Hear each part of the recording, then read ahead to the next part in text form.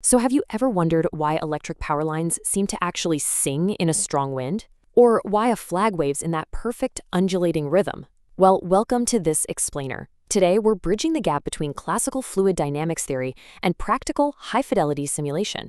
We're going to look under the hood of one of the absolute most mesmerizing phenomena in nature, the Kármán vortex street. And more importantly, we're going to learn exactly how to model it, from the physics all the way down to the pixels, using Ansys Fluent. But before we dive in, let's set the stage and establish the incredibly high stakes here. As John D. Anderson brilliantly points out in his text on computational fluid dynamics, understanding turbulence is literally one of the greatest unsolved problems in all of classical physics. We aren't just looking at pretty swirling colors today. We are tackling a deeply complex, chaotic, physical reality that requires rigorous math and some serious computational power to actually predict. Here's our roadmap for this explainer. First, the Kármán vortex street, then the math behind the flow, resonance, and real-world danger, modeling turbulence in Ansys, and finally, essential numerical best practices. Section 1. The Kármán vortex street. This beautiful natural pattern is named after Theodor von Karman, who actually figured out the theory behind it way back in 1912. You see, when a fluid flows past a blunt body, say, a circular cylinder, it doesn't just smoothly wrap around and neatly rejoin on the other side. Not at all. Instead, it creates this regular, periodic pattern of alternating vortices. It becomes a completely self-sustaining wave just trailing behind the object. Picture this. As the fluid approaches the rear of that blunt body, it hits an adverse pressure gradient. This gradient literally robs the boundary layer of its momentum, basically forcing the fluid to detach or separate right off the wall. That detachment creates two highly unstable shear layers, but they don't shed at the exact same time. Instead, they roll up into these concentrated vortices that periodically peel off from alternating sides. It's like a perfectly choreographed dance. Section 2. The math behind the flow. Think about this single dimensionless number for a second. 0.21. This is the Strohel number for a circular cylinder. The Strohel number essentially represents the dimensionless shedding frequency. And the wild thing is, it is incredibly constant for a cylinder. Because it sits right around 0.21, engineers can predict the exact frequency of vortex shedding, like determining the exact pitch of that singing wire we talked about, just as long as they know the incoming fluid velocity and the cylinder's diameter. But shedding doesn't just happen at any random speed. Consider these two flow states governed by the Reynolds number, which, if you recall, measures inertial forces against viscous forces.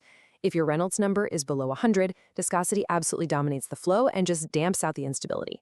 No vortex street forms. But right in that specific sweet spot, between 10 to the second power and 10 to the seventh power, the Kármán vortex street completely thrives, and that periodic shedding is in full effect. Section 3. Resonance and real-world danger. Remember those singing power lines from earlier? Well, back in 1878, a physicist named V. Strohel, yep, the namesake of the number we just talked about, was actually experimenting with wires singing in the wind. That hum you hear is the exact pitch dictated by the vortex shedding frequency.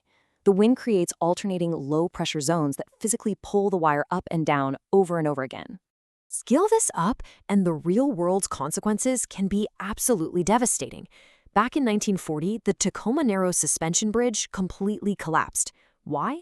Because the vortex shedding frequency created by the wind perfectly matched the natural, structural, tortorial frequency of the massive bridge itself. This caused destructive resonance. The bridge literally shook itself to pieces. It's a sobering reminder of why this math is absolutely crucial. Section 4. Modeling turbulence in Ansys.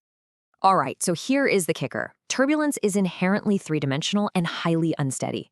As John Anderson noted, even if your geometry is a totally simple 2D flat plate or a 2D cylinder, the turbulence itself is heavily 3D. Because vortex shedding is so nonlinear and unsteady, a standard steady-state solver is just going to fail to capture the true physics here. We absolutely, without a doubt, must use transient, scale-resolving simulations. When setting up the viscous model in Ansys Fluent, you need to start with a robust base model. For example, selecting the BSL K-omega model. Now, while a standard unsteady RANS model might give you the base shedding frequency, it's just going to smooth out all those beautiful, smaller, turbulent structures.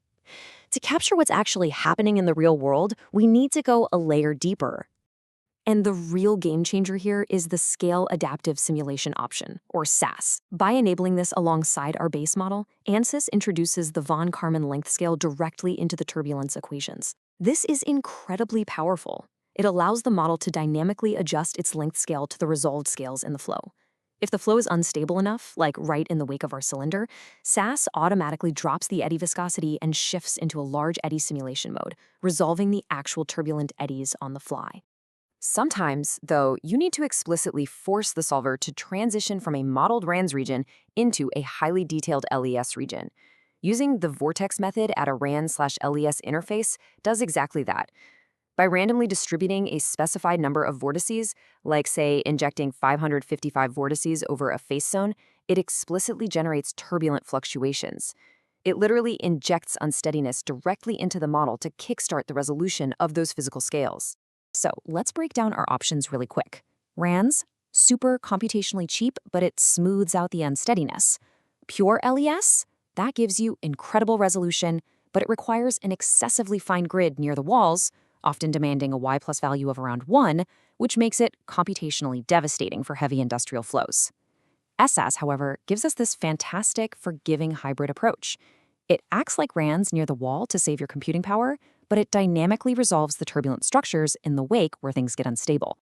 Section 5. Essential Numerical Best Practices. Okay, let's go rapid fire through some absolute best practices for scale-resolving simulations in Fluent. First up, for pressure-velocity coupling, you definitely want the PISO scheme. Second, for your spatial discretization, use bounded central differencing, or BCD. It minimizes numerical dissipation so you don't accidentally damp out your small turbulent scales, but it stays bounded to prevent crazy velocity oscillations. And finally, your time step must be small enough that your courant, or CFL number, is less than or equal to 1 in that main region where you're explicitly resolving the turbulence. Now, the real beauty of using PISO for transient flows is the efficiency it unlocks. Because PISO performs neighbor corrections, it allows you to aggressively crank up your momentum and pressure under relaxation factors, often all the way up to 1. This gives you solid mathematical stability alongside a very rapid rate of convergence, which means you need far fewer iterations per time step.